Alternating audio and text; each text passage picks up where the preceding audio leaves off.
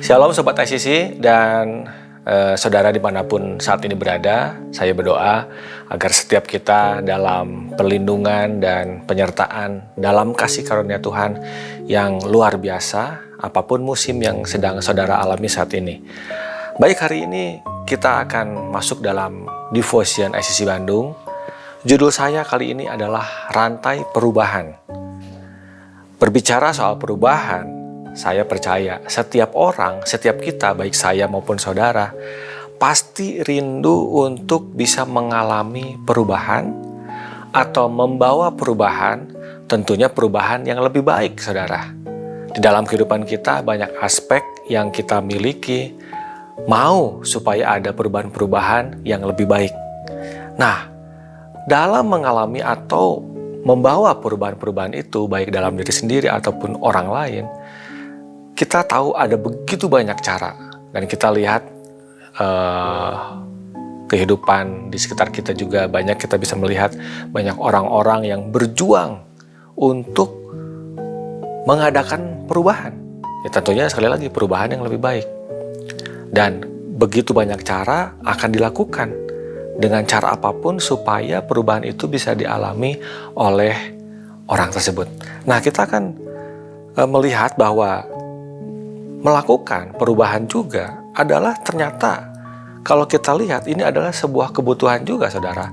Karena berhubungan sekali dengan apa yang teori Maslow katakan. Ya, di situ dikatakan ada teori tentang kebutuhan manusia.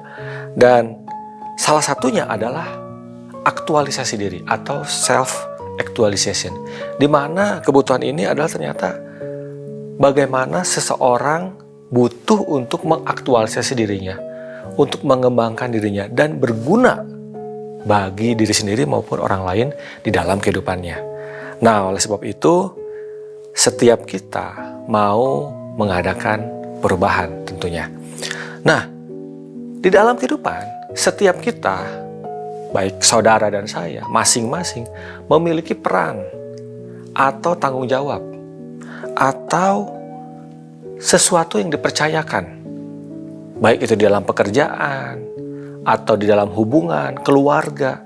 Setiap kita pasti punya peran. Nah, oleh sebab itu, ketika kita hubungkan dengan perubahan ini, kita bisa memakai peran kita untuk bisa melakukan perubahan. Nah, kita percaya bahwa orang percaya, kita sebagai pengikut Kristus dipanggil juga ternyata oleh Tuhan untuk kita bisa membawa perubahan yang baik lewat kehidupan kita, menjadi dampak dan berpengaruh buat kehidupan baik sendiri maupun dampak positif bagi kehidupan orang lain di sekitar kita. Nah, tapi kita melihat ada ternyata orang-orang ya yang mungkin tidak melihat hal ini dengan baik, ya. Peran mereka tumpul untuk bisa dipakai membawa perubahan yang baik. Mungkin karena kesibukannya, karena kita bicara jujur bahwa kehidupan kita sangat-sangat sibuk hari-hari ini. Apakah itu dengan pekerjaan kita, dengan tanggung jawab kita sebagai orang tua, atau mungkin saudara-saudara yang saat ini masih di dalam masa-masa pendidikan. Begitu banyak hal-hal yang harus kita lakukan setiap harinya. Kita bergumul dengan banyak hal, sehingga kita lupa bagaimana kita dipanggil, kehidupan kita juga ternyata seharusnya membawa perubahan. Ya, tidak hanya itu terus, ya. Jadi kita bisa berpikir apakah kehidupan kita benar-benar bisa berarti, berdampak, ya. Dan kebenarannya adalah Tuhan mau kita melakukan perubahan, dan itu tidak hanya untuk kita diri sendiri, tetapi untuk kebaikan orang lain. Nah, kita mau belajar dari satu tokoh, namanya Timotius. Timotius ini adalah murid dari Paulus, saudara. Kita tahu Timotius ini dipercayakan oleh Paulus untuk meneruskan pada saat itu gereja awal-awal ya berkembang, di mana Timotius ini diceritakan masih muda, ya dia sudah menjadi pemimpin. Nah, di dalam satu ayat, kita akan baca ayat yang akan menjadi panduan kita hari ini di 2 Timotius 2 ayat 1-2. Dikatakan begini, "Sebab itu, hai anakku, jadilah kuat oleh kasih karunia dalam Kristus Yesus." Ayat kedua, "Apa yang telah engkau dengar daripadaku di depan banyak saksi, percayakanlah itu kepada orang-orang yang dapat dipercayai, yang juga cakap mengajar orang lain."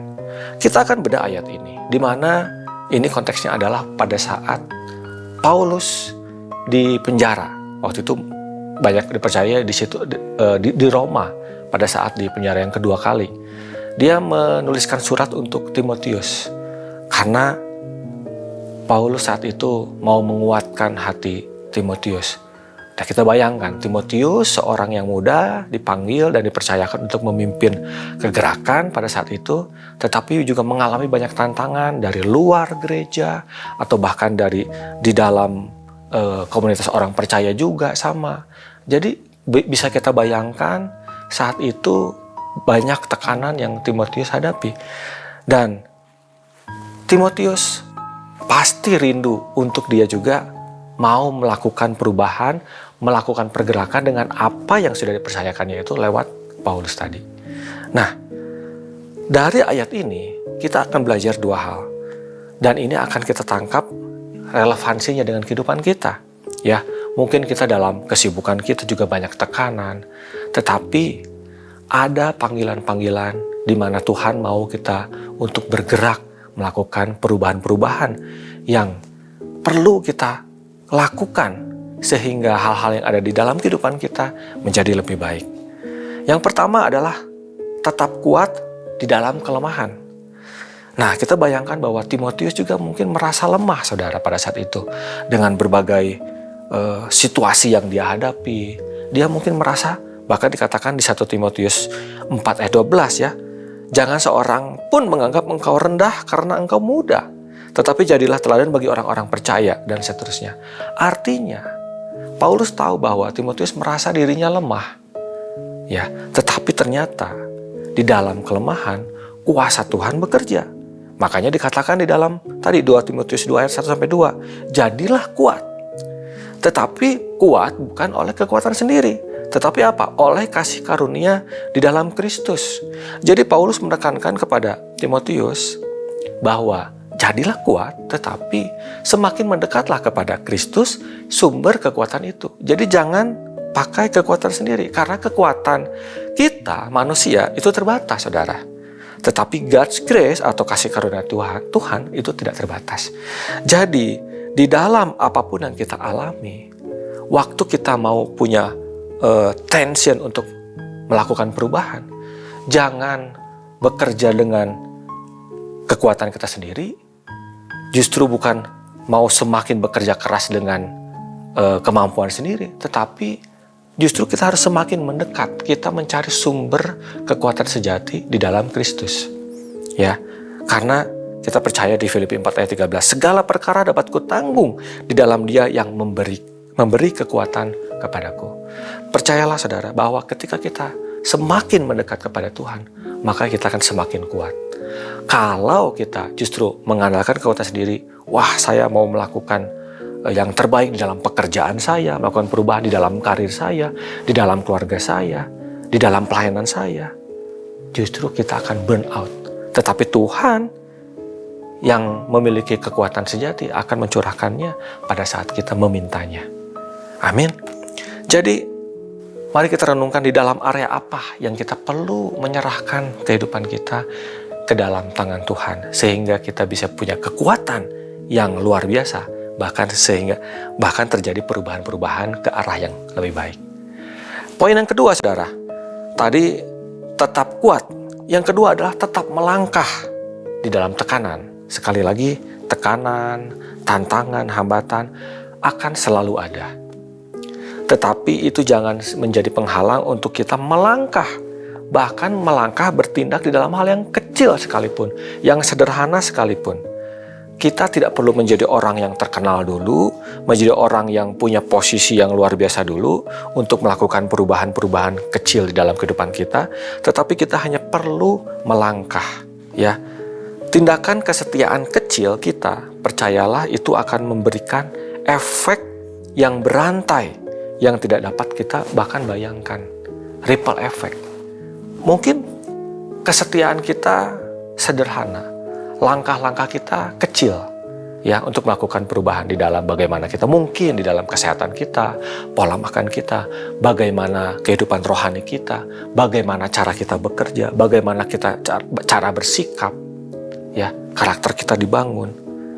Itulah yang akan membawa perubahan sehingga menjadi perbedaan yang sangat signifikan di dalam kehidupan kita. Jadi kita tidak perlu sempurna untuk membuat perbedaan atau perubahan. Baik itu dalam diri kita, keluarga kita, masyarakat kita, bahkan di dalam perubahan bagi bangsa kita pada akhirnya. Nah, tantangannya adalah bahwa bagaimana kita bisa tetap melangkah, ya, di dalam kekuatan Tuhan. Bahkan langkah-langkah kecil itu yang nantinya akan diikuti menjadi teladan oleh orang lain. Makanya saya sebutkan di awal, judulnya adalah rantai perubahan. Supaya perubahan-perubahan ini tidak berhenti hanya di dalam diri kita, tetapi small act kita bisa menjadi teladan buat orang lain. Apakah itu anak-anak kita, atau orang-orang yang kita pimpin, atau masyarakat luas di sekitar kita. Kalau engkau pemilik bisnis, jadilah pemilik bisnis yang terus progres, mengalami perubahan-perubahan di dalam setiap keputusan saudara, sehingga membawa tim bisnis saudara menjadi lebih baik. Kalau engkau dipercayakan dalam posisi tertentu di dalam pekerjaanmu, jadilah yang terbaik, melakukan perubahan-perubahan di dalam cara engkau bekerja, dalam cara engkau berhubungan dengan orang lain, dan lain sebagainya.